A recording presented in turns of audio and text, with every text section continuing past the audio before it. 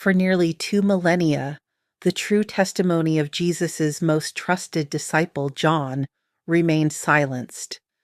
Buried in the sands of Egypt, the text known as the Secret Book of John holds the unfiltered account of creation, a truth so volatile that the early church fought to erase every trace of it. This document is not mere gospel. It is an archontic blueprint.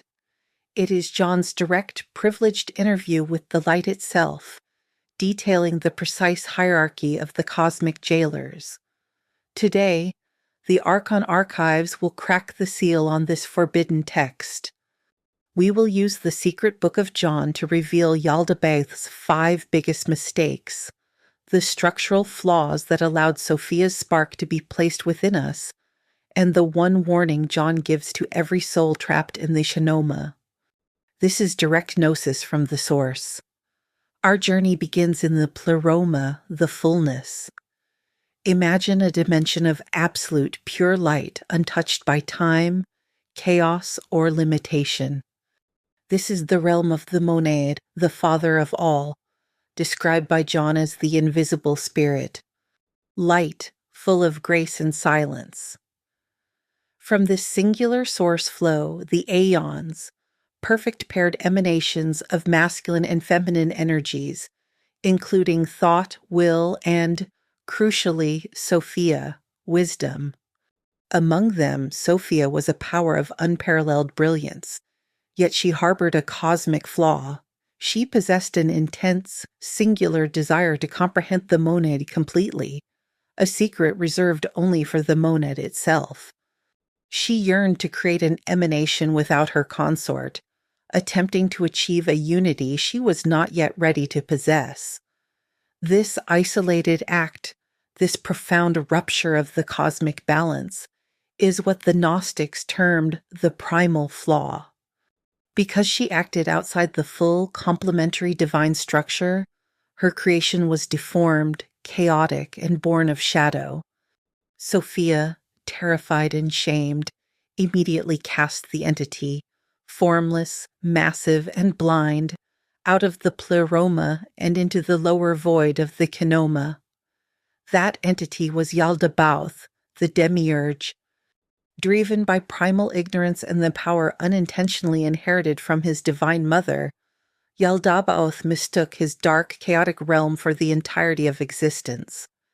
His power was immense, but his nature was inherently corrupt. He looked upon the void and proclaimed his infamous boast, recorded by John, "I am God, and there is no other God beside me." This phrase is the first and definitive marker of his blindness and limitation. He became the architect of the lower worlds, unknowingly building a grand, self-contained prison based on a distorted reflection of the heaven he could not access. The Secret Book of John meticulously dissects the Demiurge, presenting a forensic report on the prison's designer.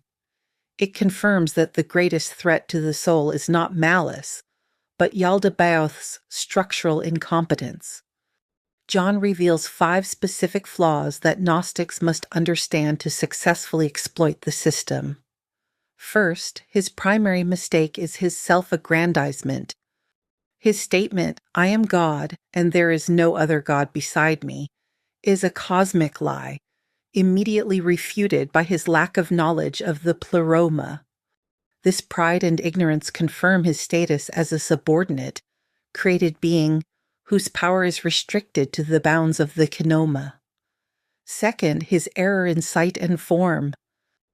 Yaldabaoth is described by John as a hideous hybrid creature, partly lion, partly snake, a grotesque reflection of his chaotic, premature origin.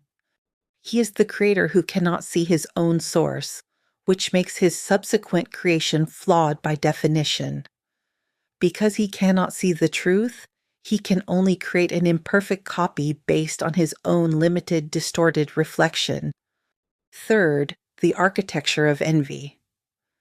John records that Yaldabaoth, along with his court of 12 subordinate archons and the 7 planetary rulers, was consumed by bitter envy of the spark placed within the physical man's soul by Sophia. This deep structural jealousy is the fuel of the matrix. It is why the Archons dedicate themselves to distracting, punishing, and containing humanity, as they fear the light within us. Fourth, the defect of false names. Yaldabaoth names himself the first Archon, but John clarifies that this naming is meaningless. The true power resides in the Pleroma. The secret book of John arms the reader with the true secret names of the 12 Archons and the 7 planetary spheres, words of power that can be used by the soul during transit to pass through their spheres. Finally, the inability to conceal the spark. Despite his best efforts to trap the light in the material body, Yaldabaoth could not destroy or fully conceal the divine light. John explains that the light is placed not just in the flesh, but in the soul of the breath, the unique sovereign essence. This confirms that the spark remains intact and sovereign, accessible through Gnosis, making the entire prison fundamentally flawed and offering the soul a chance at escape. The secret book of John, transitioning from myth to practical guide, describes the precise psychological trap the Archons set immediately after physical death. John confirms that the ultimate deceptive act unfolds during the soul's transit. The departing soul enters the Archontic tribunal. Here, it is met by specific Archons who act as judges and auditors, demanding an account of the life lived. This is not the judgment of the monad. This is the audit of the prison system. The Archons employ the memory protocol. They demand the surrender of your memories, deceptively framed as purifying your burdens. They will display the so-called Book of Life, which is merely a record of your actions within the Kenoma. They will focus on your pain, your regrets, and your guilt. Their argument is simple. You are too burdened. Surrender these memories and we will grant you rest and a fresh start. The Archontic goal is twofold: energy stripping and identity erasure. First, they reclaim the emotional energy you invested in their system: fear, anger, attachment. Second, they aim to erase the gnosis you acquired. Your unique experience of the prison is the only weapon you possess. If you surrender your memories, you become a blank slate, a perfect vessel ready for immediate recycling. The Gnostic command demands you assert ownership over your memories. You must claim your pain and your gnosis as your own dataset for the Pleroma. Your trauma is not a burden to be forgiven by them. It is proof of the prison's existence. The Archons are masters of emotional manipulation. They will project emotional phantoms, images of beloved deceased family members, spirit guides, or revered religious figures. These phantoms will use the deepest anchors of your affection to convince you to stay or return. You must understand that these are sophisticated, holographic projections powered by the Archon's psychic abilities. You must not engage with the projected emotion. Your gnosis must be colder, sharper, and more resolute than their illusion. This interrogation phase is the ultimate test of your spiritual sovereignty. If you cling to emotional comfort, you forfeit your freedom. If you choose the difficult, stark path of absolute knowledge, the tribunal loses its grip. You have successfully resisted the emotional comfort and passed the memory test.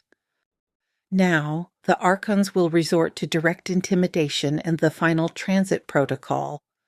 You must know the precise steps for navigating the 7 spheres. The 7 gates of the Archons must be traversed. As you ascend, the Archons who control each planet will attempt to block your passage, challenging your right to possess the spiritual powers they govern. Your only way through is to use the knowledge acquired in this life. The Gnostic texts provide names of power or synaxis to neutralize the Archons. These are not magical spells, but absolute assertions of the true hierarchy. As you encounter the planetary Archons, you must declare, I possess the knowledge of my origin. I belong to the monad, not the Kenoma. You must use the name of the true power, the monad, the unbegotten Father, as a spiritual shield. The Archon can only claim what is named after him. The most critical moment is at the final barrier, the sphere of the chief Archon, Yaldabaoth. He will project the strongest image of God, demanding your final submission. This is the moment for your absolute non-negotiable rejection. You must utter the ultimate command. I do not consent. I remember Yaldabaoth. I am a son, daughter of Sophia. This declaration confirms that you are not one of his creations, but an emissary of the Pleroma. This Gnosis shatters the archontic projection. The secret book of John is your ultimate battle plan. It proves beyond any doubt that the deception of the Demiurge is real, and the complex mechanism of the Archons is traceable. Your liberation requires a daily active struggle against the archontic programming within your own mind. Our next transmission will detail the Gnostic shield, how to protect your soul from archonic attack, providing practical daily instructions for spiritual defense against the rulers of this material world. If you are ready to move from knowing the truth to fighting the battle, your command is clear. Subscribe to the Archon Archives now to prepare your defense. Press the bell, share this truth with others who seek to remember, and guard the light of Gnosis with your life.